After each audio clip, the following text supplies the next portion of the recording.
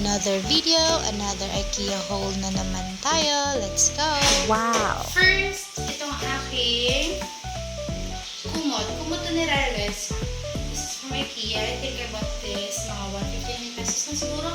Mura lang to guys, but trust me, napaka-ano na ito. Tawag dito, napaka-tibay.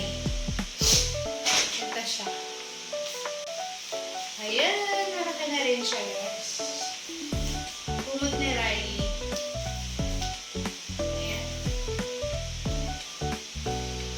So next, itong squeegee. As gagamitin ko siya sa lababo. And then, sa mga mirror sa labas.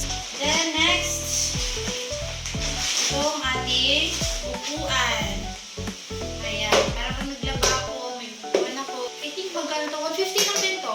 Super affordable siya pero matitibay guys. Ito naman yung ano tawag doon? Yung pag sa mga damit, pag may mga buhol-buhol or whatsoever, himulmul, sorry. Pag may mga himulmul na yan. Mura lang din to, I think 45 pesos. And flower. Isang flower lang for 30 pesos lang to. And pinila ko na siya guys. Siyempre yung base natin dapat isa lang. Para aesthetic lang. Very aesthetic. 40 and 50 pesos ata. 40 pesos yan. Ganyan siya. Ganda. Okay. Ito naman yung dito. Yung chinelas dito sa loob ng bahay. Ayan. Yung nakuha kong size is small and medium size. Small to medium size. And tayo natin siyang sutin.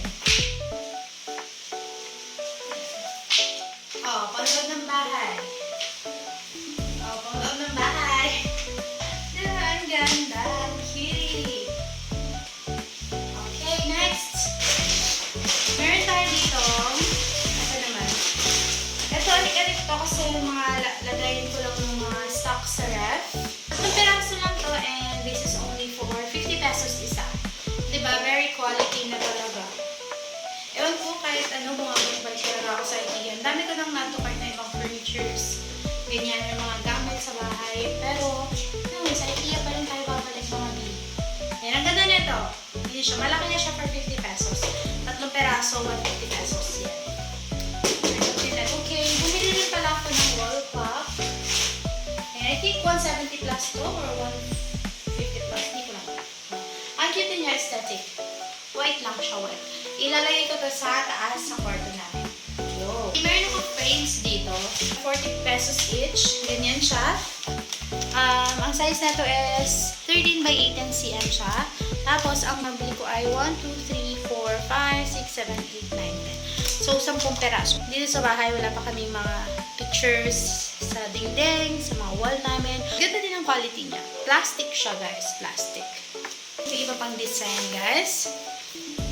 Ito naman yung brand ng Festbo. Festbo yan. Tama ba? Okay. So, ito naman ay 2, 4, 6, 8, 9. 9, dito ko siya ilalagay sa wall namin dito sa gilid ng aming counter bar. And black na rin siya kasi black yung counter bar namin. So, ang wall naman is kulay light gray. So, yan. Kailangan black yung lalagyan natin. Kasi yung motif ng bahay natin is light gray, black, white, and choco brown. Yan. Cutie, di ba? So, 9 pieces to. Lalagay siya yung mga important pictures dito. Like family pictures, yan. Pictures namin love, gano'n lang siya. So, ito naman ay Festbo. And then, Festbo din. Ayan. Yung brand niya. And, I believe, kung nabili ko to ng 90 pesos, ito naman nabili ko ng, 60 pesos pala each neto. 60 pesos each. And then, ito naman nabili ko ng 150 each. Ano ko to? Lalagyan ko ng mga wedding pictures namin ni Love. So, ayan. Sa aming kwarto. So, ito pa.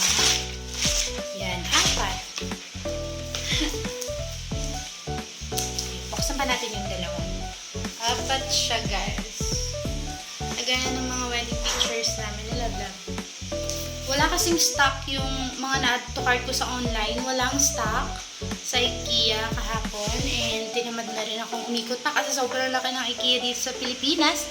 Sabi ng sales lady doon, sabi niya, yung mga wala dito sa stock dito sa shop, meron sa online. So, yung iba, sa online na lang siya bibilhin. Pero kasi, ang problema kasi is, ang mahal ng shipping fee dito.